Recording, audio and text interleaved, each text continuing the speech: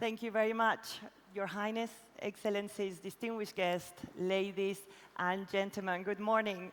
I'm Mercedes Vela Monserrate, the CEO of the Global Climate Finance Center, and we are delighted to welcome you to this Climate Finance Architect Board. During the next 25 minutes, we need to be very brief. We're going to be looking at three main areas.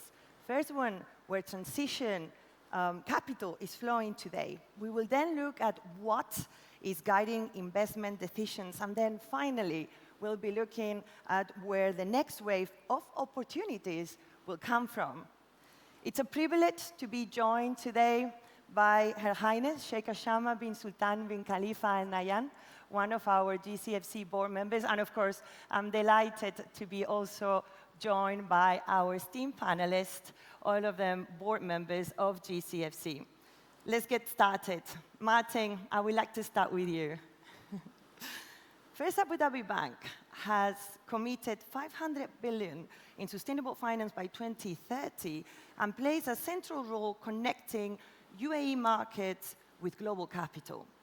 Where are you seeing the strongest momentum right now?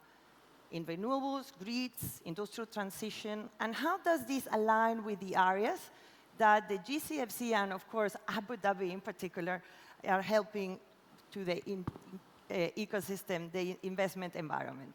Thank you, Mercedes. Very good morning to everyone, and thank you for having me. I've maybe to say that our commitment at First Abu Dhabi Bank to sustainable financing has started now quite some time ago. So we issued our first green bond in 2017. And since then, we have issued 15 times, under a green format, and trying to bring more sophistication to what we were doing. And this year in particular, we did the first blue bond for the region, and the first sustainable bond, which was entirely allocated to a very low carbon emission project in the nuclear industry. So we have been trying to diversify instruments, sustainable debt instruments, and together by increasing significantly the amounts we have committed to sustainable projects.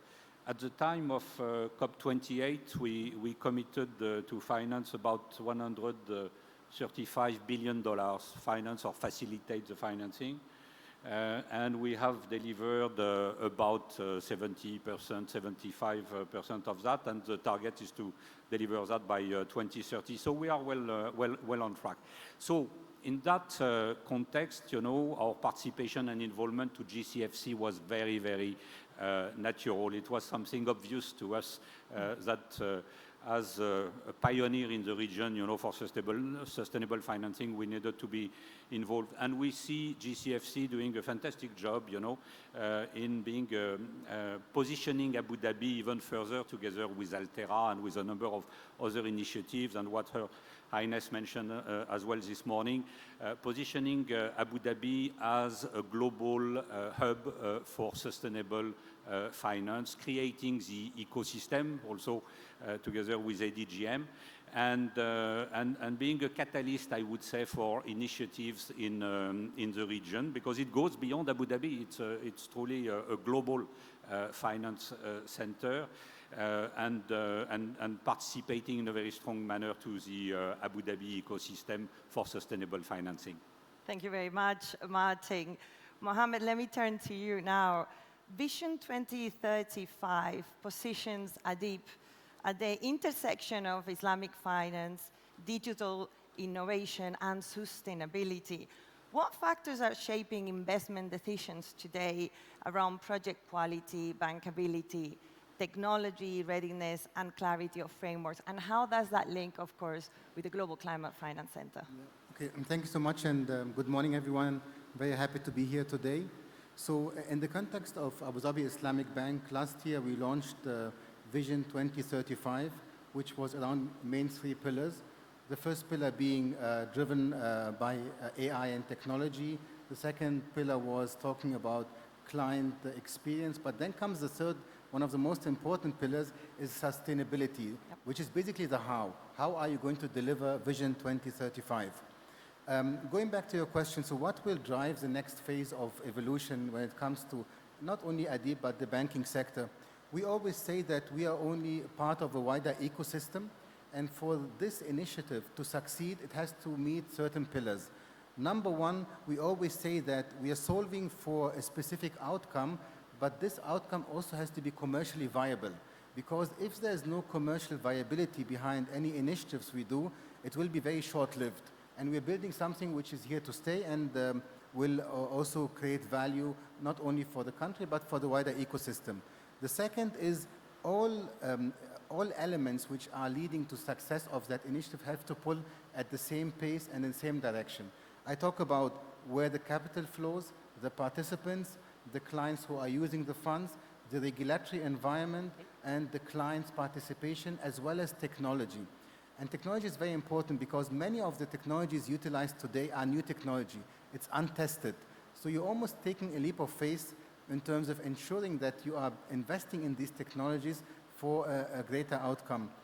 On day one, actually, of this event, I heard in one of the panels talking about the belief concept. You have to believe. Yeah. And I really like this word because when you say you have to believe, it goes beyond just normal Excel files or planning, but you are taking, I wouldn't say a leap of faith, but you have your eyes on the wider picture. You make sure that the entire ecosystem moves together, and accordingly you solve for an outcome.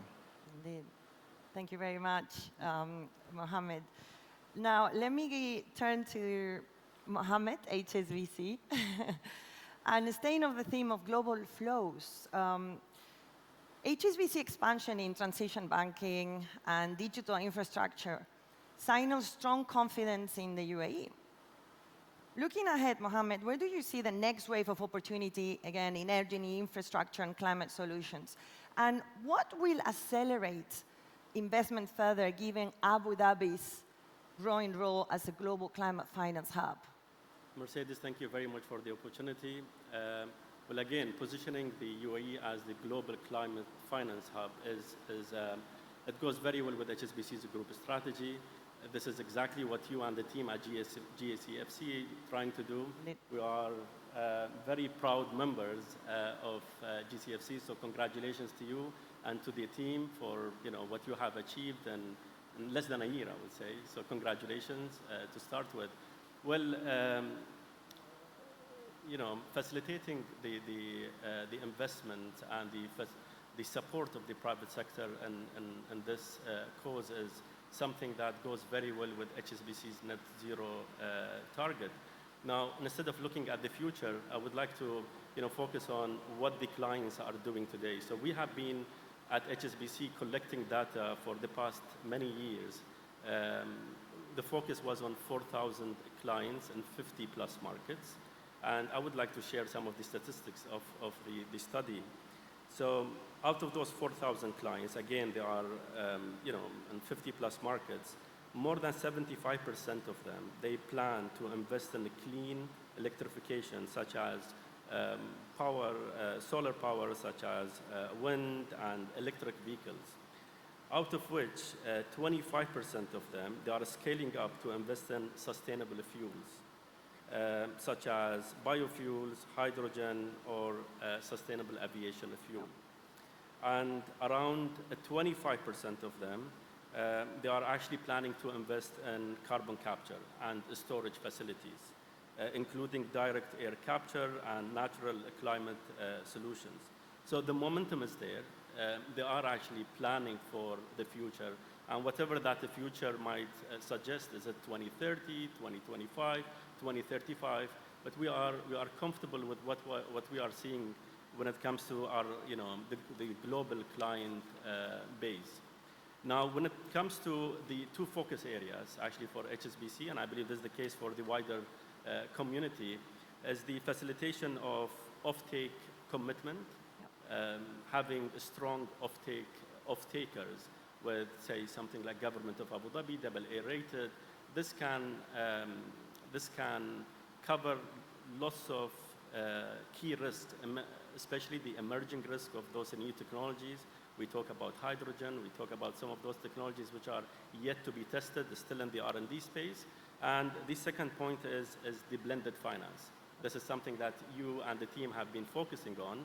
Blended finance is very important, right, to get whatever opportunities and whatever instruments are there to help with this cause.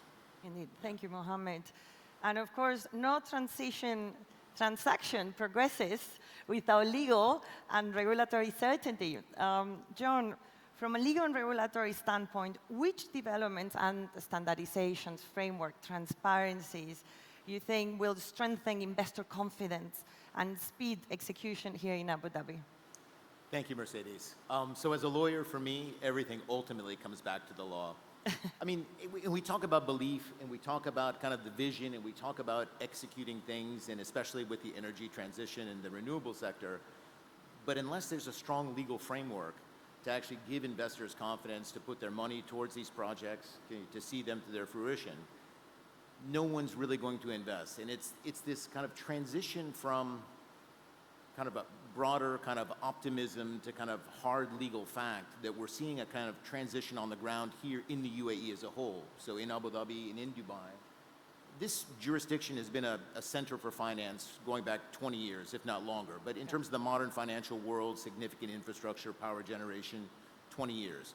But what we're seeing right now is that transition from being a virtual center to a more physical center.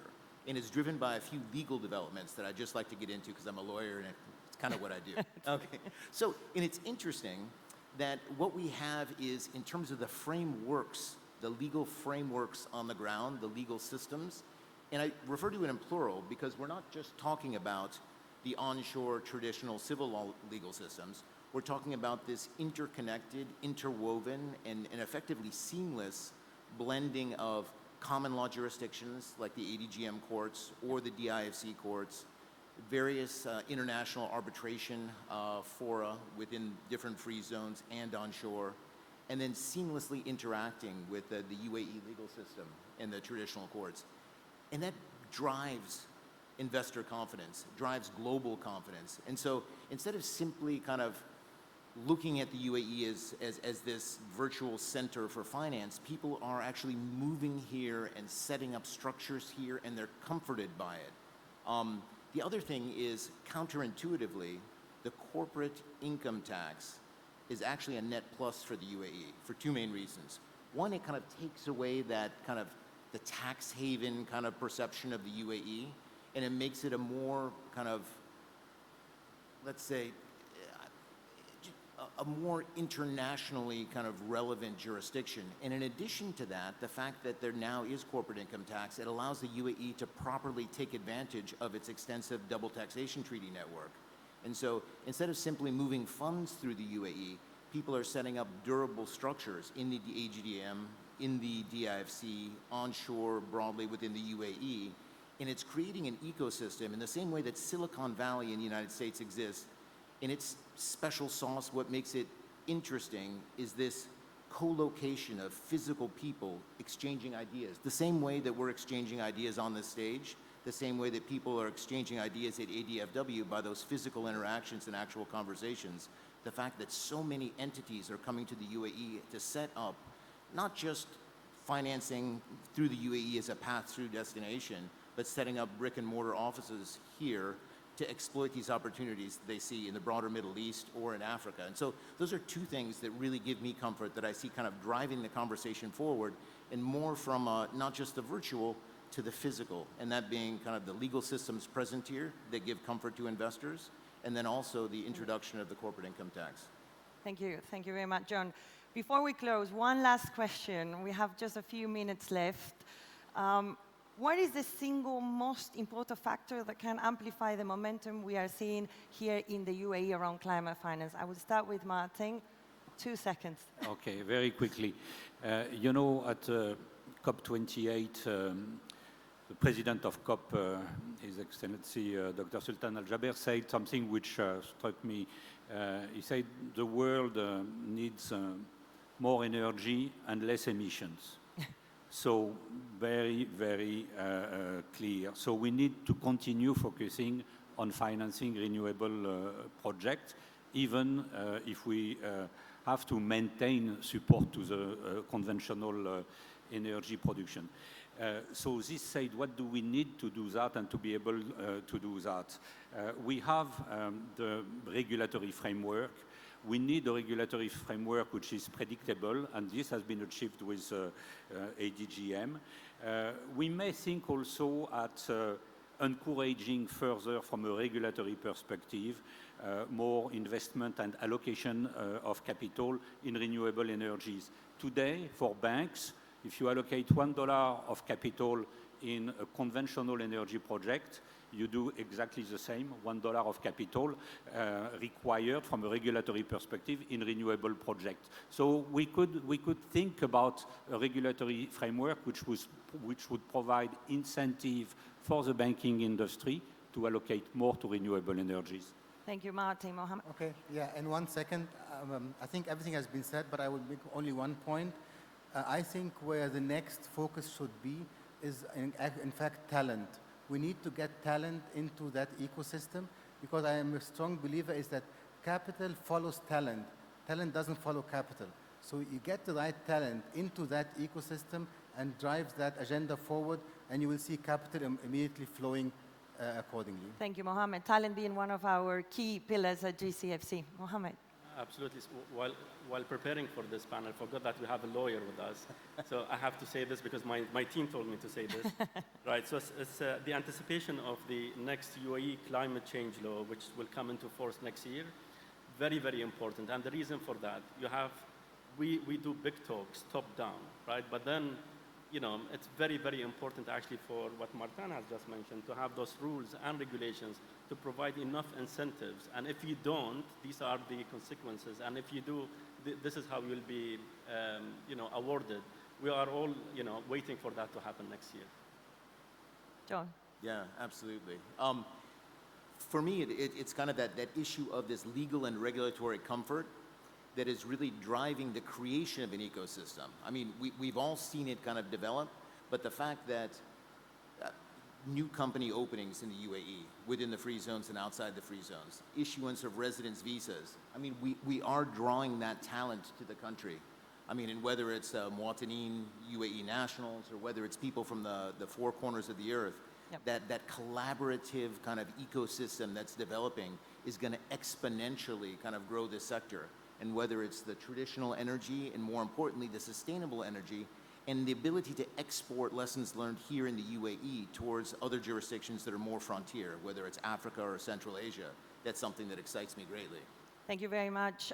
What this conversation is showing, ladies and gentlemen, is that Abu Dhabi is emerging as a global climate finance hub through its regulatory framework, as highlighted by the FSRA CEO of AEDGM early this week, but also through key institutions already working on climate finance, like the one in this panel today. And of course, the speed in which private and public organizations come together through platforms such as the Global Climate Finance Center. Your Highness, ladies and gentlemen, panelists, thank you very much. Enjoy the rest of Abu Dhabi Finance Week. Thank you.